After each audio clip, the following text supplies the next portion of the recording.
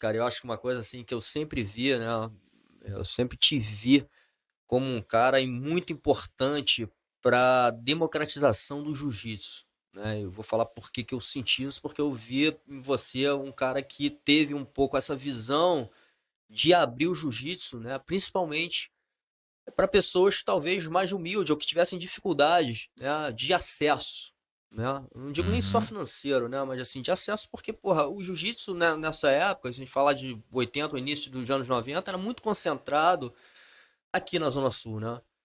Então Sim. assim, a gente tinha um potencial até humano fora, né, desse nicho aqui, mas não era muito explorado.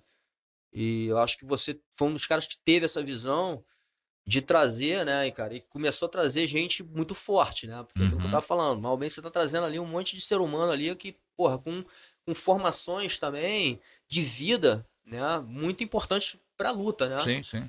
para o ambiente de luta. É, Como é que foi essa vi como é que você sentiu isso, assim, né, assim, de ter essa visão, de expandir o jiu-jitsu en pra esse lado? então, André, como eu te falei, eu não tinha um poder aquisitivo nem para fazer o jiu-jitsu na época, né. Essa academia que eu comecei era uma academia nova, né, e que o meu interesse era uma musculação que era um preço barato e ela numa promoção de abertura, deu a possibilidade de fazer qualquer luta e o jiu-jitsu estava incluso. Senão, com certeza, eu não pagaria para estar fazendo jiu-jitsu, né. E aí, tipo assim, depois desse meu primeiro ano de contrato, eu acabei ganhando uma bolsa na academia junto com o Rodrigo, né. Então, quer dizer, eu desde o início eu fui incentivado, né, a ver com bons olhos você ajudar aquela pessoa que tem potencial, né. Sim, Então, quando eu tive a oportunidade de fazer isso, eu me senti da obrigação de estar devolvendo aquilo que me deram. E legal. assim começou, entendeu. Então, desde o início eu sempre, eh eh eh, tive na cabeça que, cara, se eu pudesse ajudar esse pessoal que não tinha o poder aquisitivo para poder entrar e aprender, seria o que eu faria, e acabou acontecendo. Então, legal, que assim, eu acho que partiu de um propósito muito verdadeiro, né, assim, inclusive muito ligado à sua história de vida, mas eu acho que, assim, uma outra coisa, é que talvez seja um desafio, é como é que você consegue criar algo sustentável, né, dentro de um ambiente que, porra, tem menos receita, né, tem menos grana envolvida, como é que eu consigo, né. Eu lembro muito bem de um curso que eu fiz com o Fábio Gurgel, né, de gerenciamento de academia, enfim, e ele falando: "Ó, cuidado com essa coisa de vocês começarem a querer montar muita coisa de bolsista, né, fazer o ONG do jiu-jitsu que, porra, vai ser sustentável, né, como é que vocês vão sobreviver para frente?". Então, às vezes a gente tem muito essa vontade, mas esbarra na viabilidade de conseguir concretizar, né. O que que aconteceu comigo, né, cara, eu comecei realmente tendo muito bolsista, sempre tive muito bolsista, né, mas em contrapartida, a partir do momento que eu fazia com que aqueles atletas que tinham bolsa, eh eh, virassem campeões, pessoas que tinham poder aquisitivo me procuravam por conta disso, né, para botar seus filhos, essas coisas todas.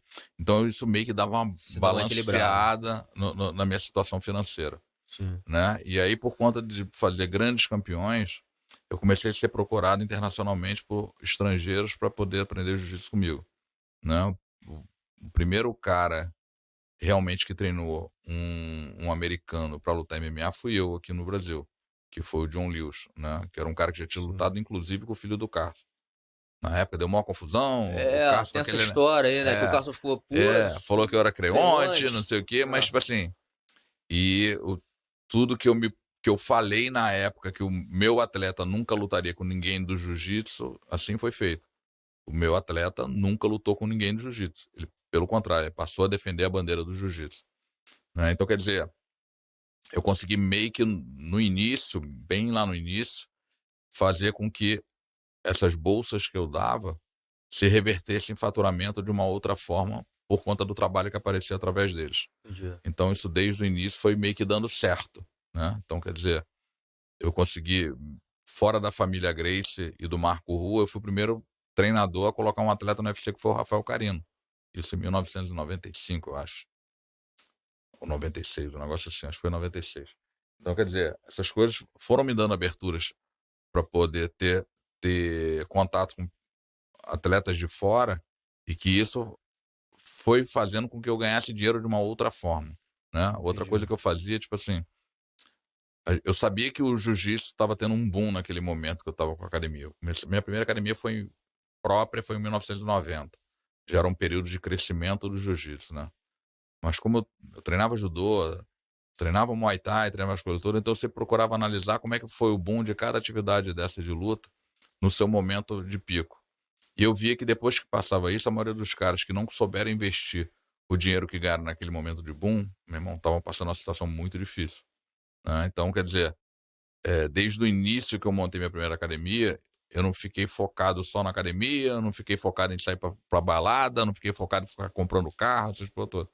Eu pegava e investia em outras coisas. E aí eu investi em depósito de bebida, restaurante, lanchonete. Então, quer dizer, Entendi. essas outras fontes de renda foram me possibilitando a manter os alunos bolsistas.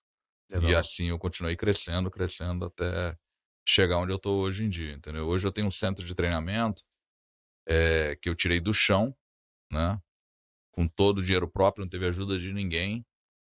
Ninguém paga nada, né, todo mundo que chega lá para treinar, treina jiu-jitsu de graça, treina boxe de graça, treina tudo de graça, bancada pela minha empresa, que é a academia, né, que eu tenho uma academia de Mas ginástica e tem que ter algum musculação. pré-requisito? Como é que é? Porque, assim, ninguém paga nada, vai porra, vai ter uma hora que você vai ter um limite, um teto ali Cara, então, de não ter na espaço. verdade, eu procuro pegar pessoas que, já tenham um conhecimento de luta de alguma forma, Uhum. né, não precisam ser faixa preta, né, e começa a trabalhar. A gente tem um projeto social que parou ano passado, que tinha uma ajuda da Oi, não, ano retrasado, um pouco antes da pandemia. Na renovação eles seguraram por conta disso, que a gente deve voltar com ele agora esse ano, e aí a gente trabalha com criancinha, trabalha com criança a partir de 6 anos de idade até 17, aí depois passa para o adulto, que já é por conta da minha academia realmente, né, Yeah. então e era um trabalho, meu irmão, bem legal. A gente atendia 450 crianças ali da comunidade, do entorno.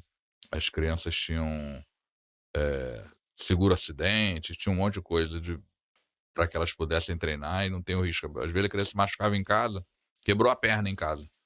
Ela, através desse seguro, ela podia ir no hospital, meu irmão, botar gesso, a cirurgia era, na época, era até 15 mil, né? Se ele tivesse que fazer alguma cirurgia, mesmo não estando dentro do ambiente do treino, isso segurava ela pelo dia inteiro, em qualquer momento, em qualquer lugar que ela tivesse.